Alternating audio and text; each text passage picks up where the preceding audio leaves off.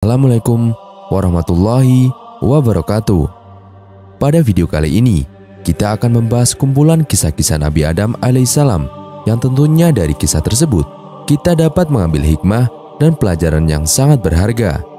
Tapi tonton video ini sampai selesai, dan di dalam video ini, kita akan menceritakan kisah tentang Nabi Adam alaihissalam.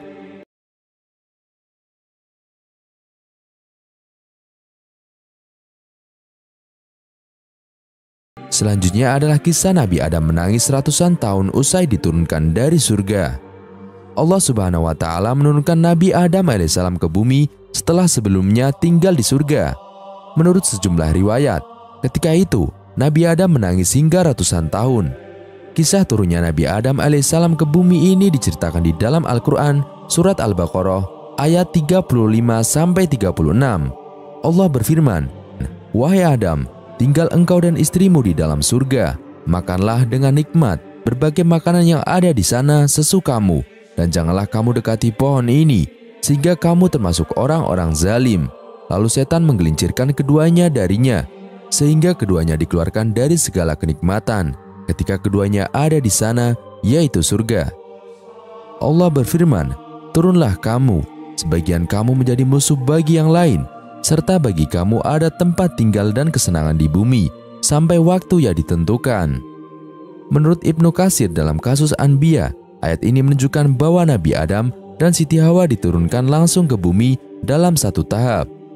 Al-Hafiz Ibnu Asakir meriwayatkan dari Mujahid bahwa Allah Subhanahu wa Ta'ala memerintahkan dua malaikat untuk mengeluarkan Nabi Adam dan Hawa dari sisinya. Pada saat itu, Jibril melepaskan mahkota dari kepala Nabi Adam alaihissalam, sementara Mikail melepaskan tanda kehormatan dari jidatnya. Selanjutnya, benda-benda berharga itu digantungkan pada sebatang dahan.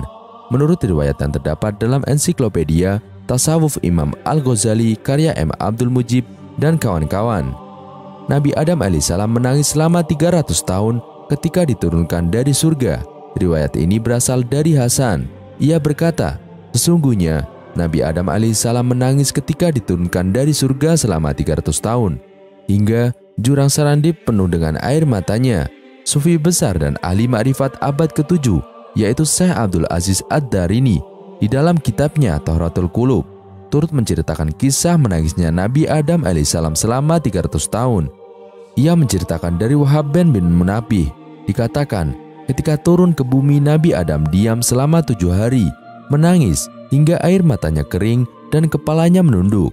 Lalu Allah bertanya, "Beban berat apa yang aku lihat menimpa dirimu?" Nabi Adam menjawab, "Wahai Tuhan, musibahku besar dan kesalahan mengelilingku. Aku dikeluarkan dari malakut Tuhanku, hingga kini berada di negeri kehinaan. Padahal sebelumnya berada di negeri kemuliaan. Aku berada di negeri kesengsaraan, padahal sebelumnya berada di negeri kebahagiaan. Aku berada di negeri keletihan, padahal sebelumnya aku berada di negeri kesenangan. Aku sekarang berada di negeri ujian, padahal sebelumnya berada di negeri kesehatan. Karenanya bagaimana mungkin aku tidak menangisi kesalahanku?" Lalu Allah mewahyukan, "Wahai Adam, bukankah aku memilihmu untuk diriku, menghalalkan negeriku, mengistimewakanmu dengan kemuliaanku, serta memerintahkanmu untuk mewaspadai muamarahku? Bukankah aku menciptakanmu dengan tanganku, meniupkan rohku ke dalam dirimu, memerintahkan para malaikat bersujud kepadamu, namun kamu malah bermaksiat kepada perintahku, melupakan janjiku, dan perlahan mendekati amarahku. Demi kemuliaan dan keagunganku, seandainya bumi penuh dengan para lelaki yang semuanya sepertimu, mereka beribadah kepadaku, bertasbih kepadaku, lalu bermaksiat kepadaku, maka aku benar-benar akan menempatkan mereka di tempat orang-orang yang bermaksiat." Lalu Nabi Adam alaihissalam pun menangis selama 300 tahun. Sementara itu, di dalam riwayat yang lain yang berasal dari Hasan, Nabi Adam alaihissalam menangis setelah diturunkan dari surga selama 70 tahun karena menyesali kesalahannya, dan menangis selama 40 tahun ketika anaknya terbunuh, sebagaimana Al-Auza'i menceritakan dari Hasan ibnu Abdiyah yang berkata, Adam menempati surga selama 100 tahun. Dalam riwayat lain disebutkan 60 tahun. Beliau menangisi surga selama 70 tahun, menangisi selama 70 tahun karena menyesali kesalahannya, dan menangisi selama 40 tahun ketika anaknya terbunuh. hadis riwayat Ibnu Asakir, dan kisah selanjutnya yaitu kisah Nabi Adam berpisah dengan Hawa selama ratusan tahun. Mengutip dari buku Kisah Cinta Adam dan Hawa, kisah-kisah penuh hikmah para nabi dan rasul, karya Abu Yahya F. Nabi Adam alaihissalam dan Siti Hawa pun diturunkan ke bumi.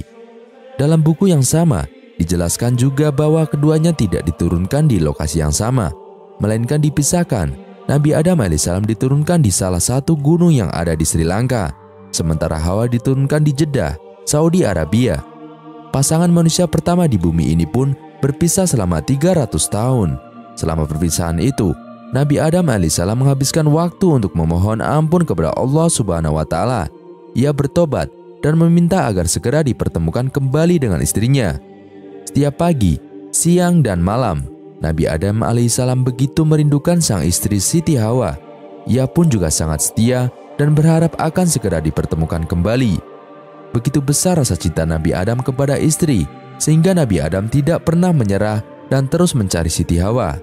Kisah permohonan Nabi Adam alaihissalam ini pun diabaikan di dalam surat Al-A'raf ayat 23, yang artinya, "Ya Allah, kami telah menzalimi diri kami sendiri. Jika Engkau tidak mengampuni kami dan memberi rahmat-Mu, niscaya kami termasuk orang-orang yang merugi." Melihat kesungguhan Nabi Adam, Allah Subhanahu wa Ta'ala pada akhirnya menerima taubatnya dan memberikan rahmat. Hal ini menjadi bukti bahwa Allah Subhanahu wa Ta'ala memanglah Maha Pengasih dan memberi ampunan kepada orang yang bertobat dari kesalahan. Allah melalui malaikat Jibril memberikan petunjuk agar menuntun mereka untuk dapat bertemu kembali. Akhirnya mereka pun kembali dipertemukan di Jabal Rahmah, Padang Arafah.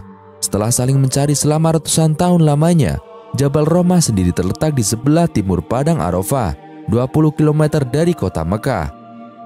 Dalam pertemuan tersebut, keduanya menangis haru.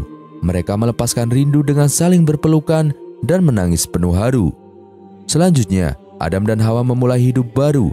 Keduanya tinggal di gua yang besar dan lebar. Gua tersebut terletak di dataran tinggi sehingga tidak mudah diserang binatang-binatang buas.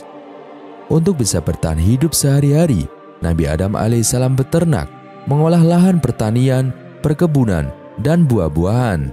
Nabi Adam alaihissalam dan Siti Hawa merasakan lagi sukacita dan kebahagiaan menjalani kehidupan sebagai suami istri. Lalu atas perintah Allah, keduanya pun melanjutkan keturunannya. Mereka kemudian dikaruniai anak kembar bernama Kabil dan Iklima. Tak lama kemudian, lahir kembali sepasang anak kembar kedua yang diberi nama Habil dan Labu.